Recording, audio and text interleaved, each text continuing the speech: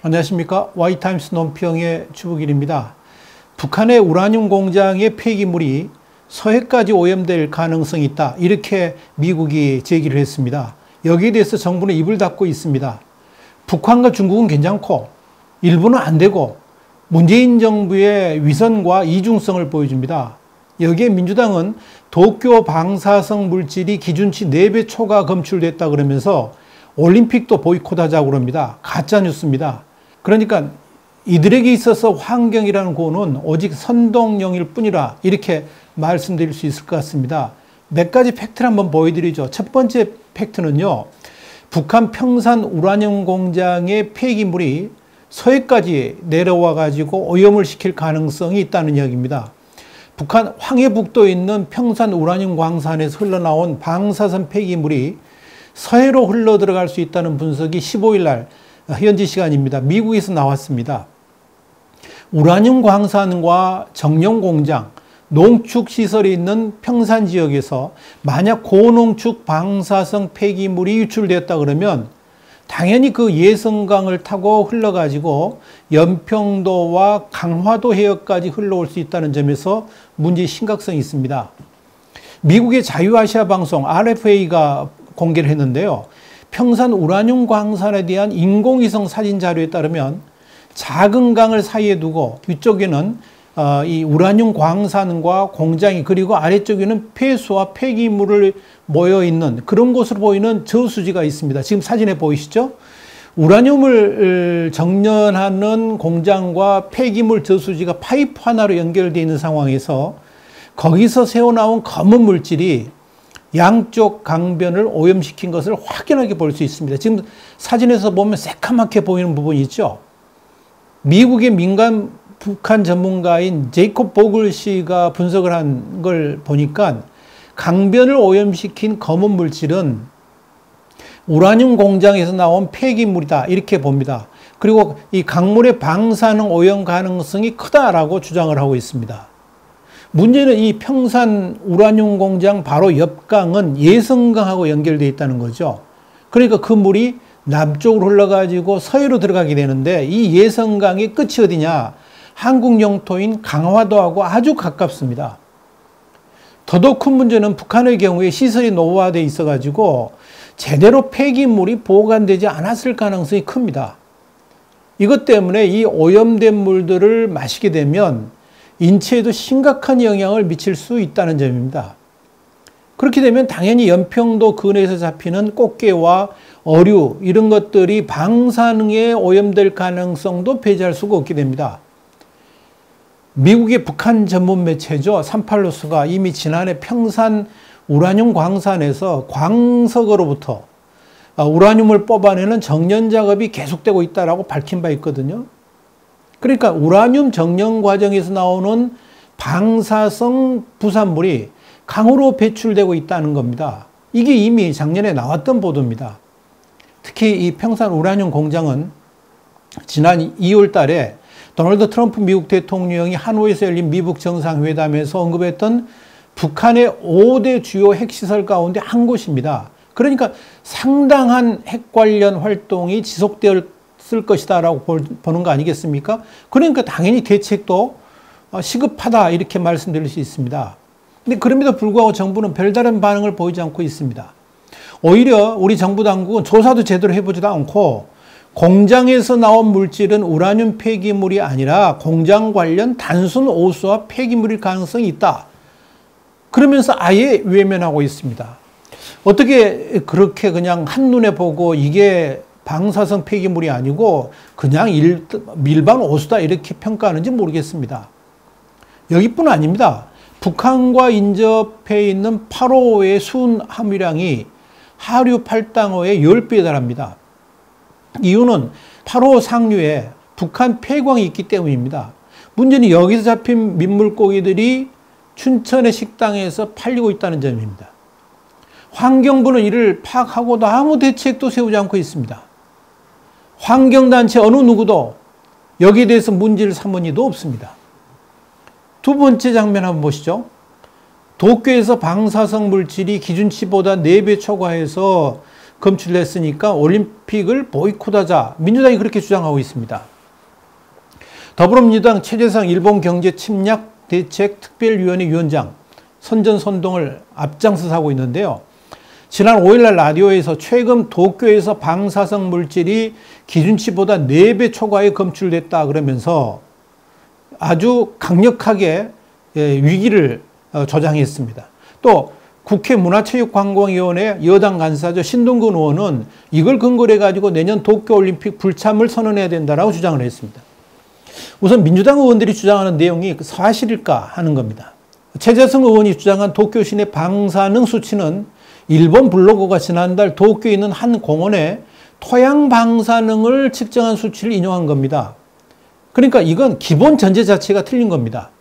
원래 방사능 노출의 위험들을 평가하려고 그러면 토양이 아니라 공기를 측정해야 됩니다. 그런데 최 의원은 엉뚱한 수치로 오염을 말한 겁니다. 이건 괴담 수준에 가까운 선동입니다. 일본 원자력규제위원회가 발표한 도쿄 지역의 공식 수치는 시간당 최대 0.036 마이크로시버트입니다.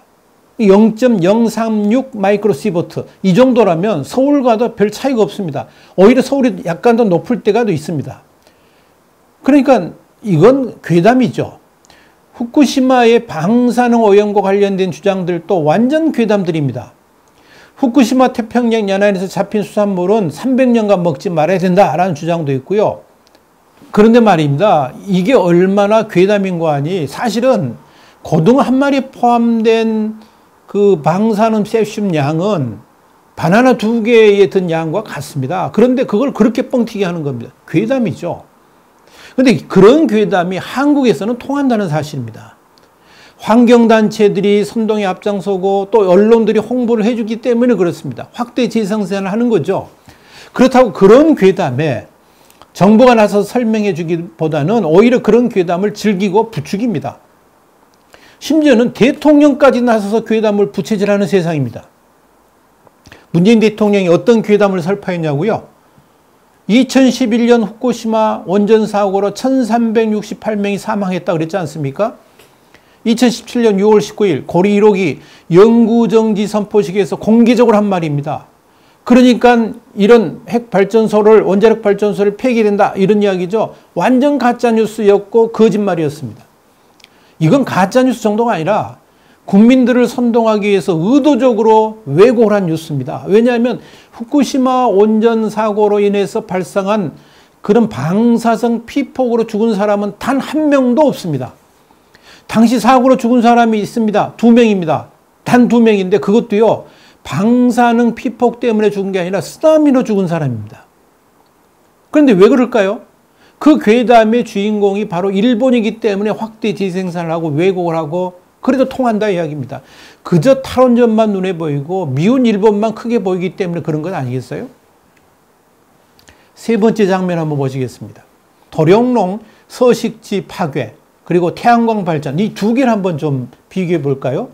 2004년 8월에 경남 천성산을 관통하는 고속철 터널이 도룡농 서식지를 파괴할 것이라 그럽니다. 지율승려가 도룡농을 원고로 해가지고 소송을 제기하고 청와대 앞에서 단신농성을 벌였던 거 기억나실 겁니다. 당시 문재인 청와대 시민사회 수석이 농성 중인 지율을 찾아가서 재판 결과가 나올 때까지 공사를 중단하겠다 그랬고요. 결국 이것 때문에 6개월간 공사가 중단됐습니다. 도룡농 때문에. 이로 인한 사회적 손실 비용 어마어마하게 컸습니다. 조 단위가 넘었습니다. 결론 어떻게 났을까요? 지율승려의 주장은 완전 왜곡된 거짓이었고 2010년 천성산 터널이 완공됐지만 도룡농 생태계는 파괴되지 않은 것으로 조사됐습니다.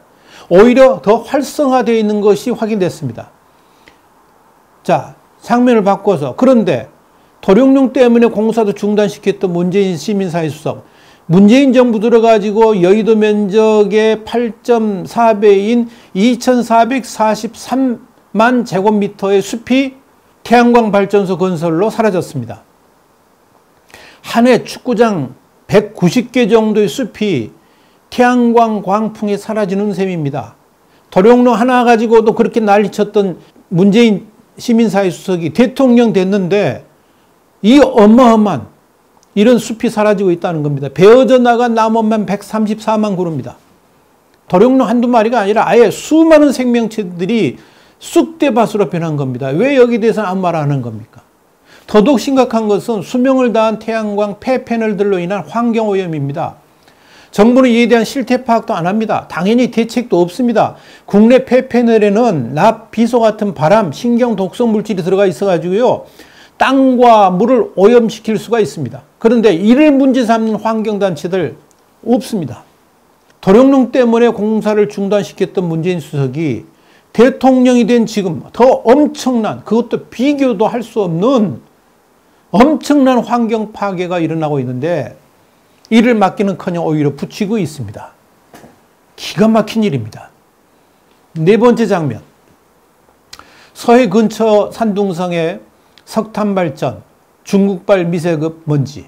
여기에 대해서 정부는 입을 닫고 있습니다. 중국 베이징의 공기오염을 줄이기 위해서 중국 정부가 베이징 공장들을 한반도하고 인접한 해안선 일대로 이전시키고 있는 것으로 보입니다. 실제로 중국 정부는 대기 오염 물질을 내뿜는 5개 분야, 그러니까 건자재, 화공, 섬유, 인쇄, 철강, 이 생산 시설들을 수도권 이해 지역으로 이전시키고 있습니다. 그런데 수도권으로부터 그렇게 멀지 않은 해안이 있죠. 우리로 말하자면 서해고 중국으로 보면 동해죠.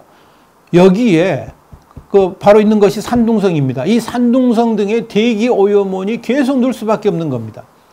그런데 이런 중국의 조치들에 대해서 문재인 정부는 관심도 없습니다.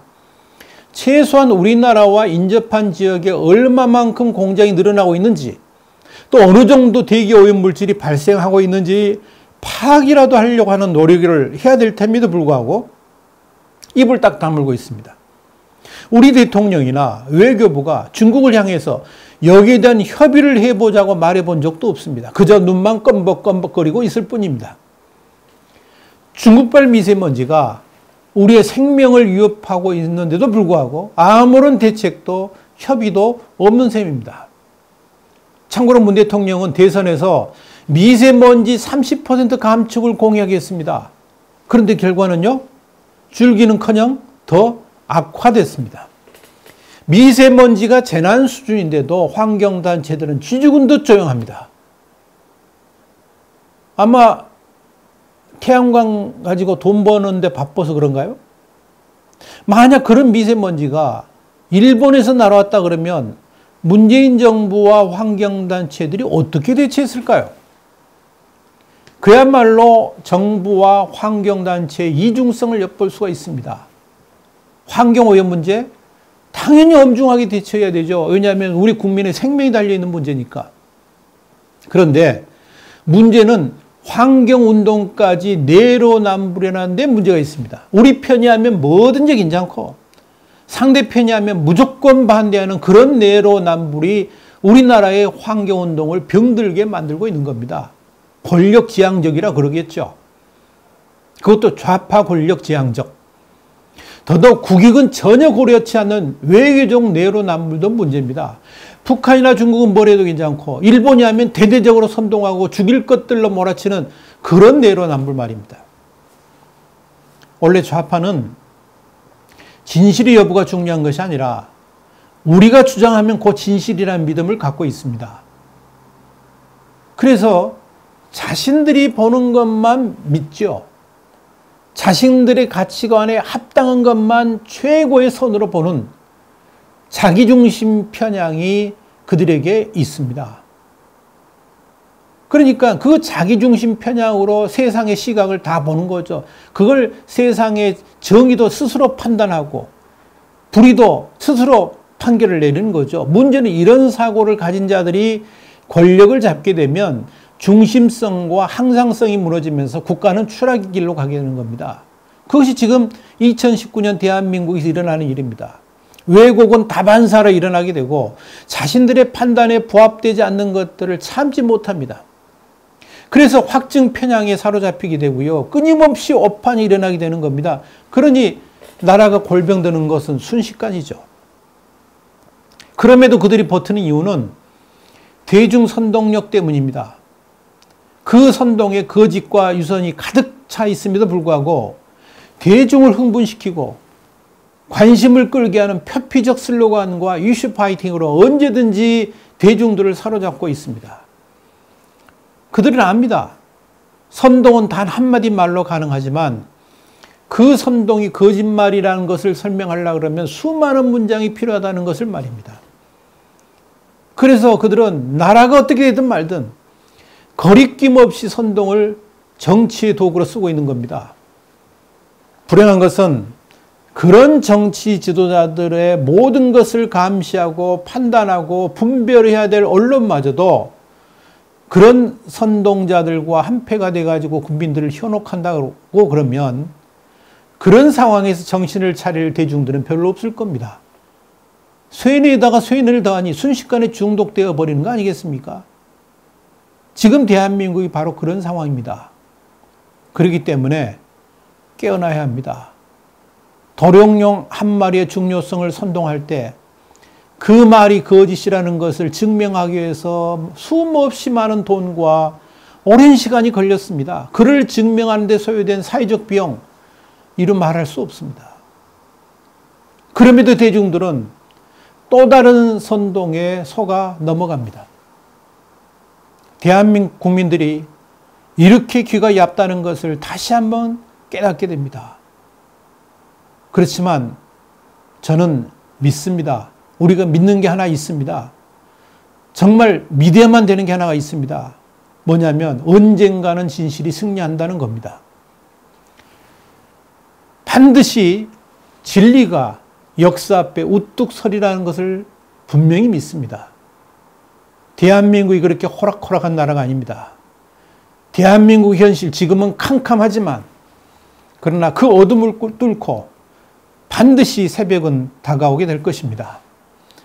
지금 우리는 문재인 정부의 위선과 이중성을 보고 있습니다. 북한 우라늄 공장 폐기물이 서해로까지 흘러들어와서 오염될 가능성이 있음에도 불구하고 정부는 입을 닫고 있습니다. 북한과 중국은 괜찮고 일본은 안 되고 이런 위선과 이중성을 문재인 정부가 보여주고 있습니다. 우리 국민들이 한시바삐 깨어나야 합니다. 그리고 진실을 알아야 됩니다. 그래야만 대한민국이 정의 앞에 바로 설 수 있을 것입니다. YT임스 논평이었습니다. 다음 시간에 다시 뵙겠습니다. 감사합니다.